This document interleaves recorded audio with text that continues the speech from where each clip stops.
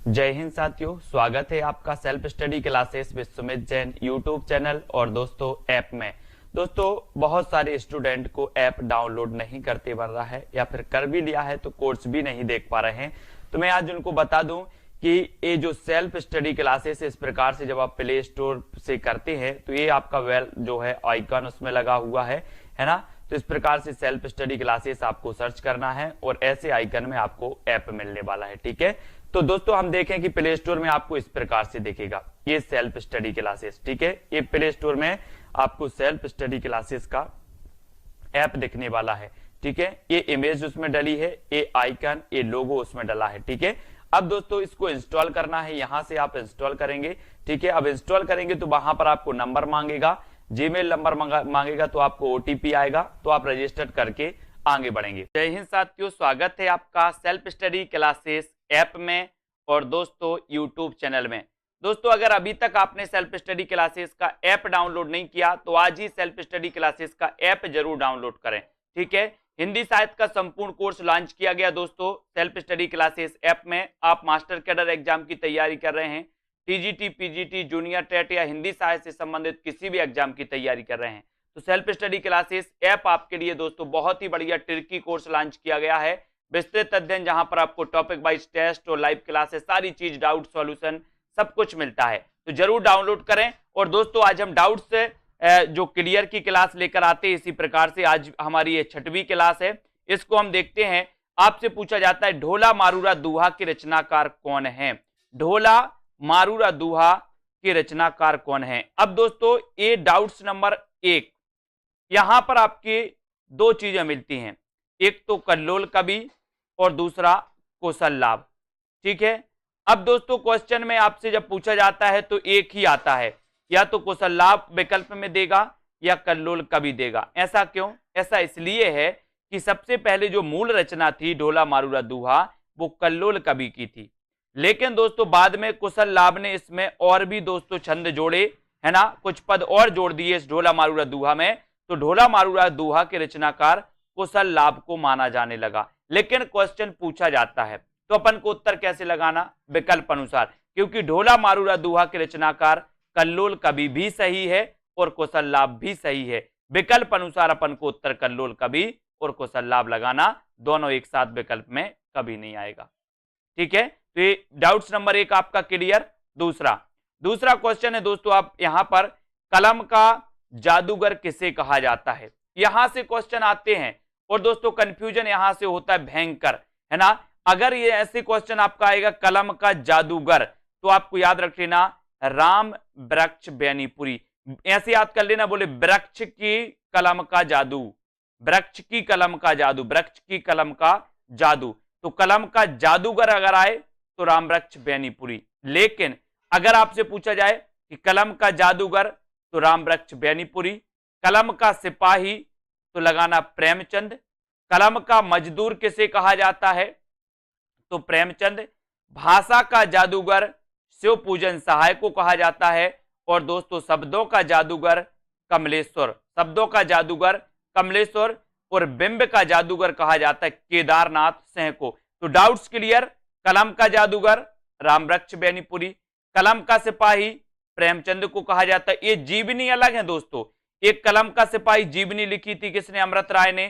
कलम का मजदूर जीवनी लिखी थी किसने? मदन गोपाल ने। लेकिन अगर कहा जाता है, ये आपसे पूछा जाए कि कलम का सिपाही किसे कहा जाता है तो आप बताओगे प्रेमचंद को।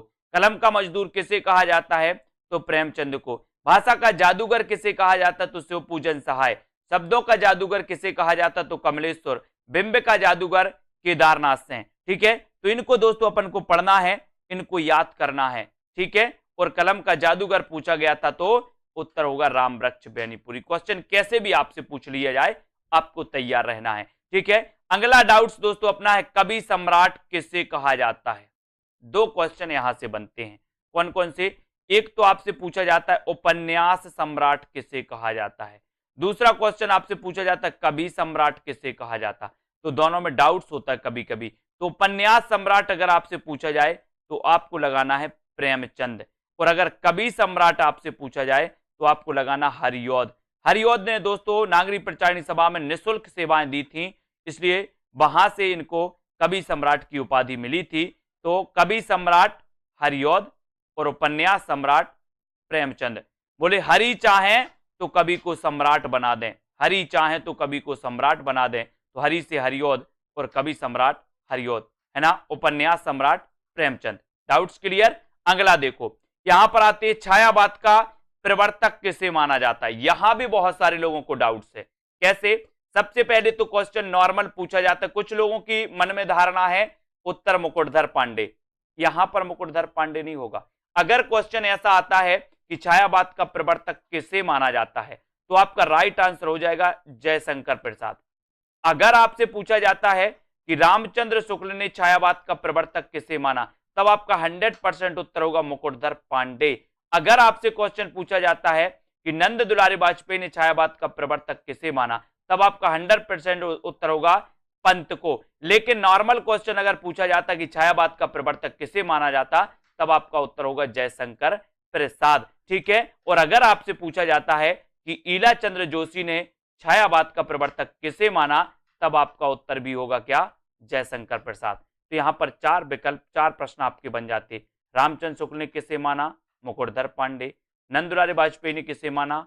पंत को। ईलाचंद जोशी ने किसे माना? जयशंकर प्रसाद को। और नॉर्मल अगर पूछा जाता है तो जयशंकर प्रसाद। Doubts clear? बहुत बढ़िया, लाइक जरूर कर देना दोस्तों। यहां पर देखो, राग गोविंद किसकी रचना है, या राग गोविंद के रचनाकार कौन है, ऐसा क्वेश्चन आपसे आता है। तो आप दोस्तों कंफ्यूज होते किसमें? एक रचना है गीत गोविंद, और एक रचना है राग गोविंद, और एक रचना है गीत गोविंद की टीका, है ना। तो इसको आप देखो, समझो। राग गोविंद, बोले राग किया गोविंद से किसने? राग किया गोविंद से किसने? मीराबाई ने। तो राग गोविंद की रचनाकार मीराबाई होंगे कि जयदेव? बोले सर नहीं, राग तो मीराबाई ने किया गोविंद से, इसलिए राग गोविंद मीराबाई, है ना। बोले गीत गोविंद के गाए किसने? जयदेव ने, है ना। गीत गोविंद के गाए जयदेव ने, तो गीत गोविंद के रचनाकार जयदेव, राग गोविंद के रचनाकार मीराबाई। ठीक है। अब दोस्तों आपसे पूछा जाता है एक क्वेश्चन और, गीत गोविंद की टीका, गीत गोविंद की टीका, तो गीत गोविंद की टीका किसकी रचना है? तो ये गीत गोविंद की टीका मीराबाई की है। गीत गोविंद की टीका मीराबाई, गीत गोविंद जयदेव, और राग किया गोविंद से मीराबाई ने, तो मीराबाई। Clear doubts? लाइक जरूर कर देना दोस्तों। ठीक है। सरस्वती पत्रिका के संस्थापक कौन थे? अब दोस्तों यहां क्या डाउट्स होता है वो देखो। सबसे पहले तो यहां एक तो होता है संस्थापक और संपादक।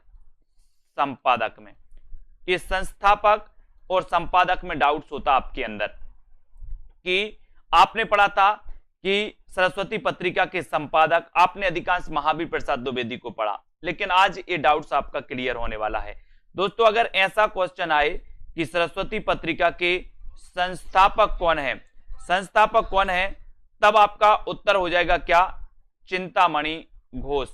संस्थापक अगर पूछा जाएगा तो चिंतामणि घोष।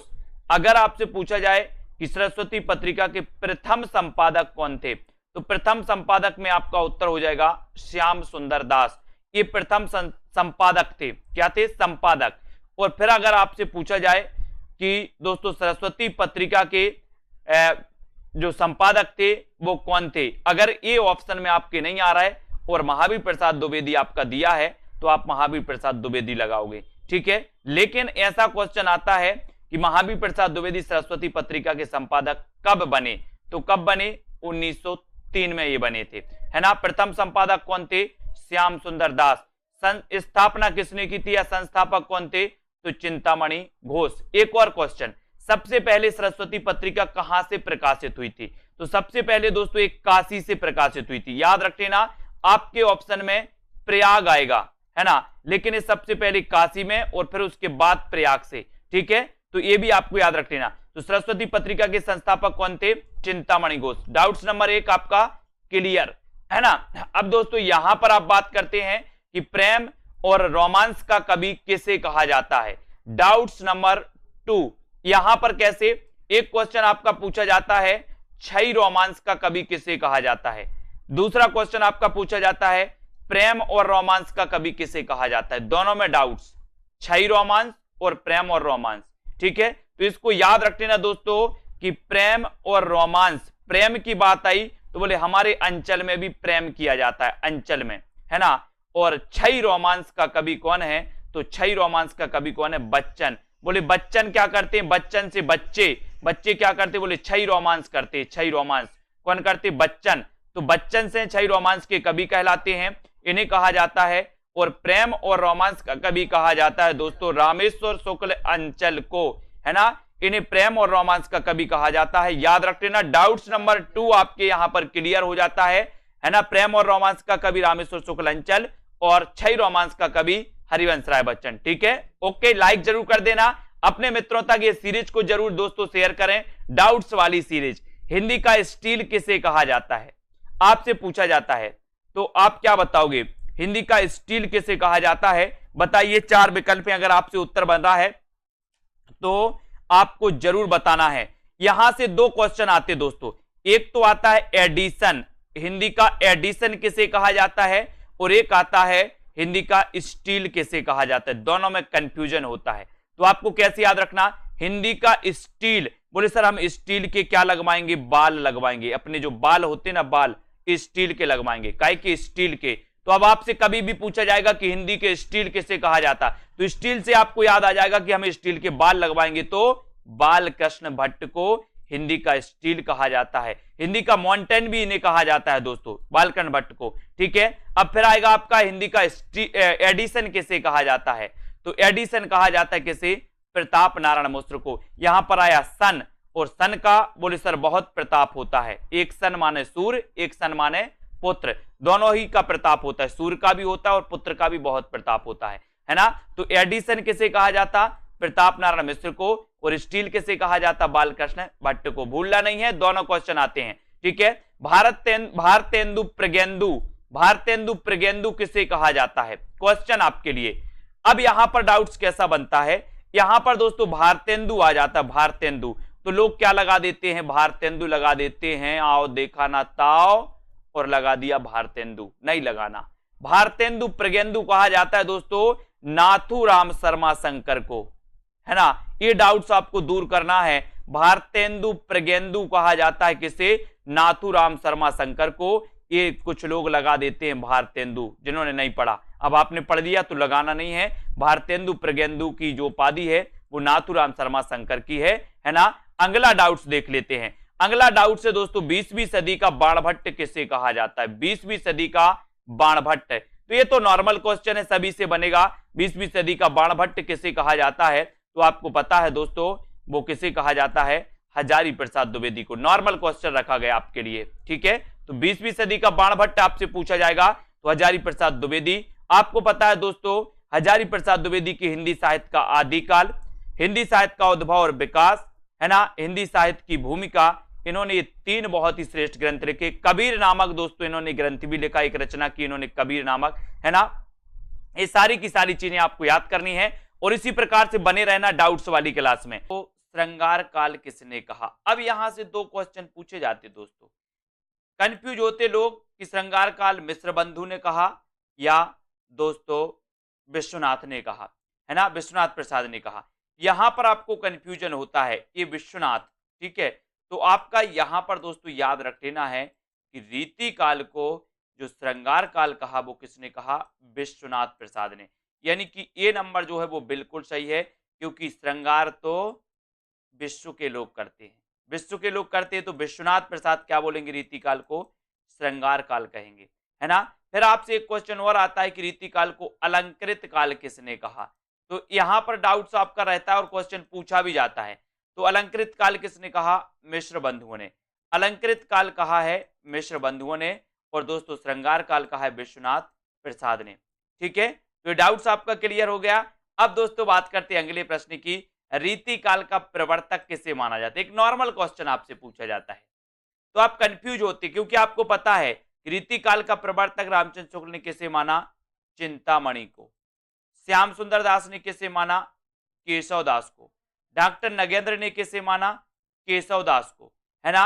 और कालक्रम की दृष्टि से अगर देखें तो कौन होंगे, कृपाराम, ठीक है। तो आपसे देखो कितने प्रकार से क्वेश्चन पूछे जाएंगे। सबसे पहले क्वेश्चन पूछा जाएगा रीति काल का प्रवर्तक किसे माना जाता, तो आपको उत्तर लगा देना केशवदास।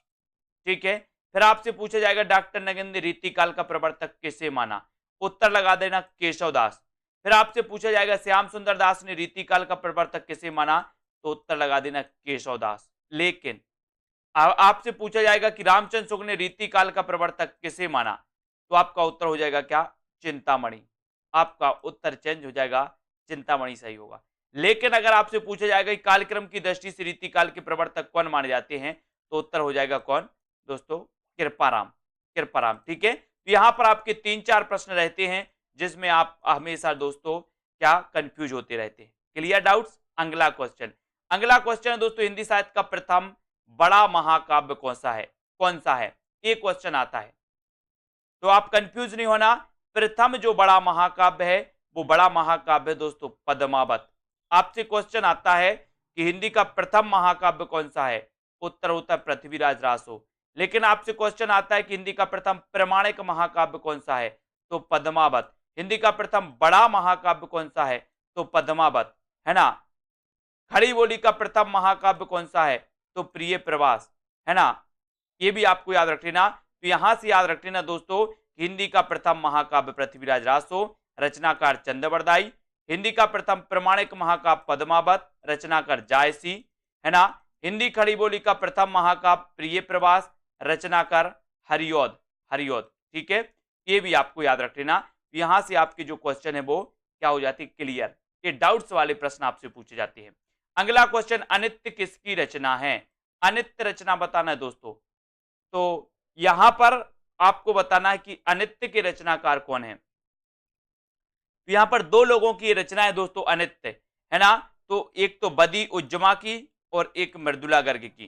तो यहां पर आपको याद रख लेना कि जो बदी उज्जमा है इनकी अनित्य क्या है, कहानी। इनकी अनित्य क्या है, कहानी। जबकि मृदुला गर्ग का ये क्या है, उपन्यास है। तो अगर आपसे नॉर्मल क्वेश्चन पूछा जाए कि अनित्य किसकी रचना है, तो दो में से आपको कोई एक विकल्प मिलेगा। आपसे पूछा जाए अनित्य कहानी के रचनाकार कौन है, तो आपका उत्तर हो जाएगा बदी उज्जमा। अनित्य अनित्य उपन्यास की रचनाकार कौन है, तो आपका उत्तर हो जाएगा मृदुला गर्ग। ठीक है, ये आपको याद रख लेना। बदी उज्जमा की अनित्य कहानी है, मृदुला गर्ग की अनित्य ये क्या है, उपन्यास है। ठीक है, अगला क्वेश्चन देख लेते हैं दोस्तों, पीली आंधी उपन्यास किसका है। अगर इस प्रकार से क्वेश्चन आपका आता है पीली आंधी उपन्यास, तो मैंने कई बार आपको बताया, बोले सर जब सरसों फूलता है खेतों में, खेतन में जब सरसों फूलता है तो ऐसा लगता है मानो पीली आंधी आ गई हो। कहां पे, खेतन में। खेतन में तो खेतान, पीली आंधी कहां आती, बोले सर खेतन में। तो पीली आंधी उपन्यास किसका होगा, खेतन का, प्रभा खेतान का। लेकिन एक क्वेश्चन और आता है दोस्तों, काली आंधी। काली आंधी ये किसका उपन्यास है, तो काली आंधी कमलेश्वर। का से काली और का से कमलेश्वर। याद रख लेना, कंफ्यूज नहीं होना।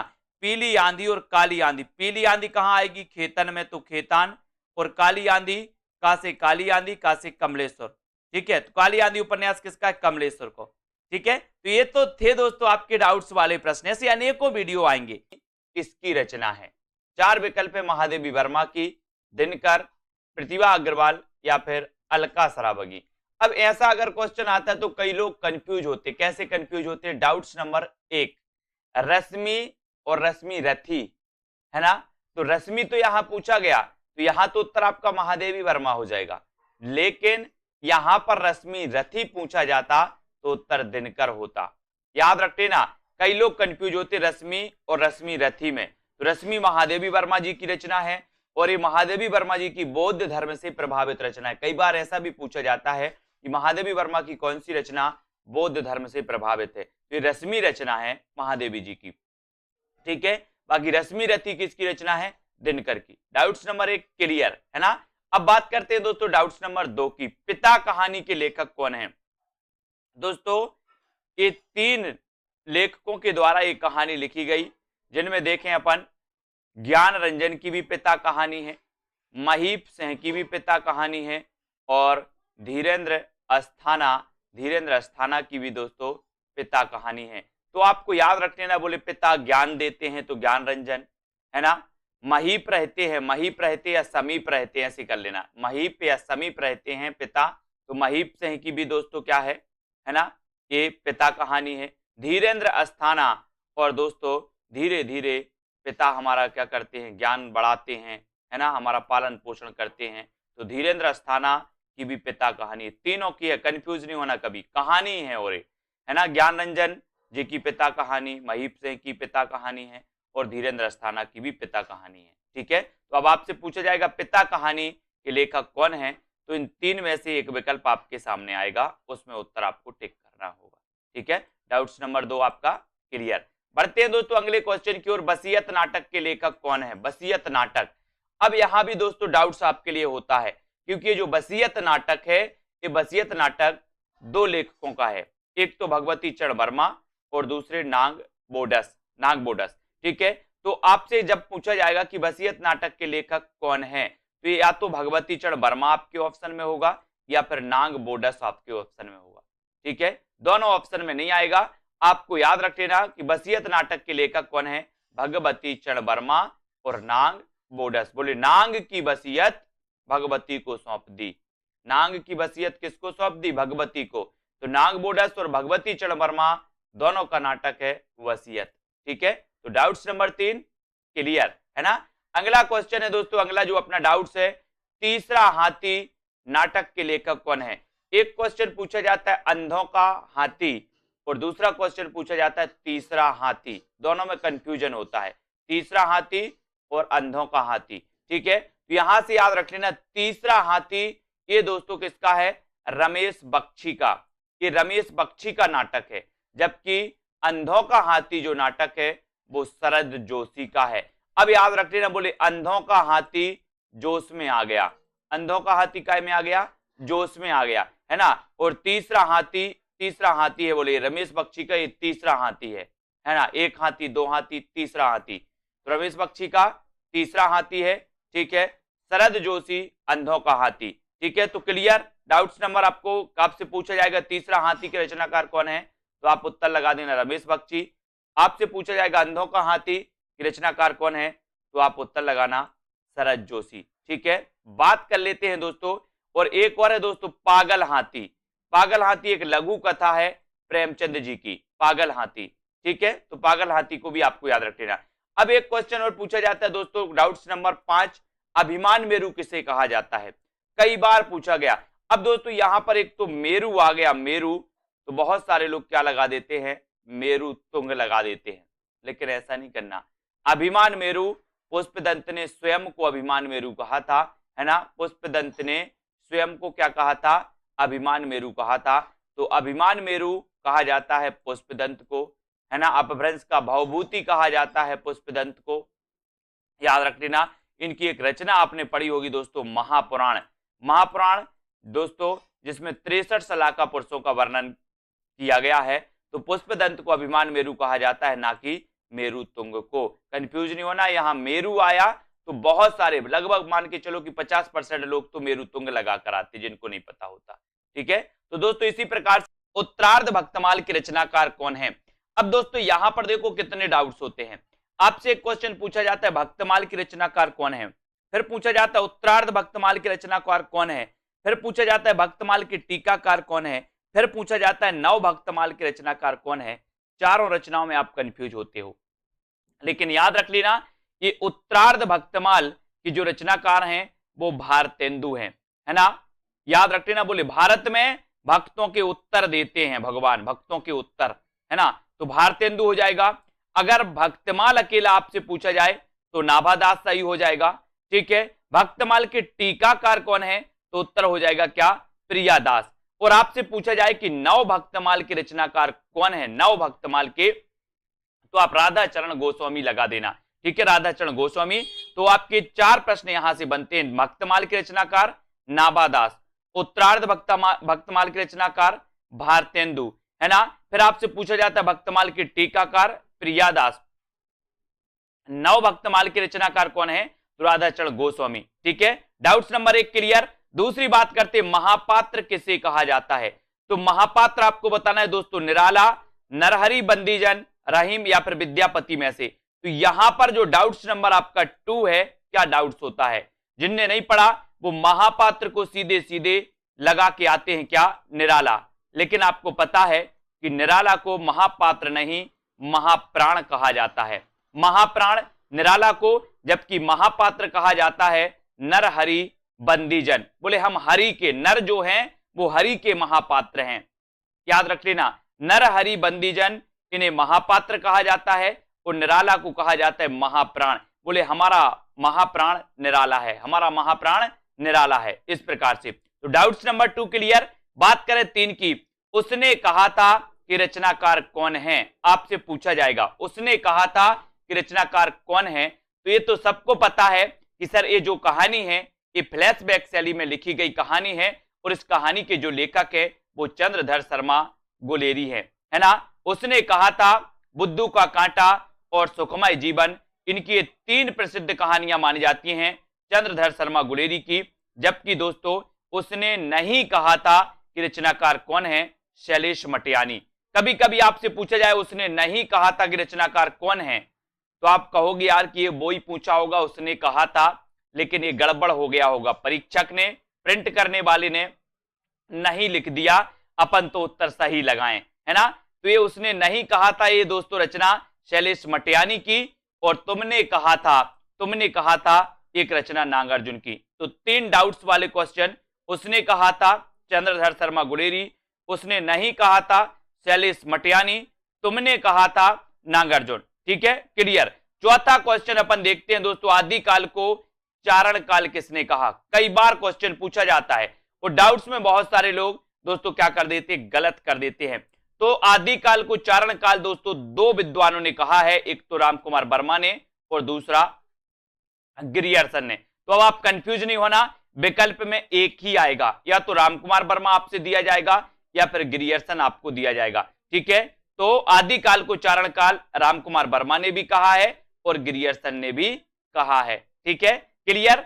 आगे देखते हैं दोस्तों, चरणों में गिरे, बोले राम के चरणों में गिरे, तो राम से रामकुमार वर्मा और गिरे से गिरियर्सन, दोनों ने कहा है चारण काल, आदिकाल को। ठीक है, डाउट्स नंबर 5, जो सबसे खतरनाक क्वेश्चन है दोस्तों, है ना, ये क्वेश्चन सबसे खतरनाक है। स्वर्ण युग और स्वर्ण काल, लोग बहुत कंफ्यूज होते हैं, हम भी कंफ्यूज हो जाते हैं, है ना। तो स्वर्ण युग किसने कहा और स्वर्ण काल किसने कहा। तो यहां याद रख लेना दोस्तों, ये मैंने आपको सुधार के दिया है कि स्वर्ण युग जो कहा है वो कहा है श्याम सुंदर दास ने, और स्वर्ण काल जो कहा है वो स्वर्ण काल कहा है किसने, गिरियर्सन ने। इसको आपको याद रख लेना है। बोले स्वर्ण के काल में गिरे, स्वर्ण के काल में गिरे, ऐसे याद रख लेना आपको। स्वर्ण के काल में गिरे तो गिरे से बनेगा गिरियर्सन स्वर्ण काल, और श्याम सुंदर स्वर्ण युग, है ना। बोले श्याम सुंदर का जो युग था वो श्याम सुंदर युग था, स्वर्ण युग था। श्याम सुंदर का युग कैसा था, सुंदर युग था। ठीक है, तो स्वर्ण युग कौन कहेगा, श्याम सुंदर दास। और क्या, स्वर्ण के काल में गिरे, स्वर्ण के काल में गिरे तो गिरियर्सन। ये डाउट्स वाला क्वेश्चन दोस्तों मैंने ये सुधार के आपको दिया है, ये वीडियो इसको देख लेना और सुधार लेना, ये बिल्कुल सही है। ठीक है, स्वर्ण युग किसने कहा, श्याम सुंदर दास ने, और स्वर्ण काल किसने कहा, गिरियर्सन ने। ठीक है, कंफ्यूज नहीं होना, वीडियो को लाइक कर देना, और दोस्तों जो भी डाउट्स लगे आप जरूर बताइएगा, उन डाउट्स को भी हम दोस्तों वीडियो में लेकर के आएंगे। जिनको भी डाउट्स जिस क्वेश्चन में लगता है जो आपको याद नहीं हो पाते हैं, या डाउट्स वाले कोई क्वेश्चन आपके हों, वो कमेंट में आप लिखिए, वीडियो में हम लेकर के आएंगे, आपको बताएंगे। ठीक है, तो वीडियो को लाइक और शेयर आपको जरूर करना है दोस्तों, और इसी प्रकार से बने रहें, लाइक शेयर करें। सेल्फ स्टडी क्लासेस के दोस्तों coaching app self study classes से जुड़ जाइए, उसको दोस्तों डाउनलोड कर लीजिए। ठीक है, तो आज के इस वीडियो के लिए बस इतना ही। जय हिंद। दोस्तों बहुत सारे स्टूडेंट को ऐप डाउनलोड नहीं करते बन रहा है, या फिर कर भी लिया है तो कोर्स भी नहीं देख पा रहे हैं। तो मैं आज उनको बता दूं कि ये जो सेल्फ स्टडी क्लासेस इस प्रकार से जब आप प्ले स्टोर से करते हैं तो ये आपका वेल जो है आइकन उसमें लगा हुआ है ना। तो इस प्रकार से सेल्फ स्टडी क्लासेस आपको सर्च करना है और ऐसे आइकन में आपको ऐप मिलने वाला है। ठीक है, तो दोस्तों हम देखें कि प्ले स्टोर में आपको इस प्रकार से दिखेगा ये सेल्फ स्टडी क्लासेस। ठीक है, ये प्ले स्टोर में आपको सेल्फ स्टडी क्लासेस का ऐप दिखने वाला है। ठीक है, ये इमेज उसमें डली है, ये आइकन, ये लोगो उसमें डला है। ठीक है, अब दोस्तों इसको इंस्टॉल करना है, यहां से आप इंस्टॉल करेंगे। ठीक है, अब इंस्टॉल करेंगे तो वहां पर आपको नंबर मांगेगा, जीमेल नंबर मांगेगा, तो आपको ओटीपी आएगा, तो आप रजिस्टर करके आगे बढ़ेंगे।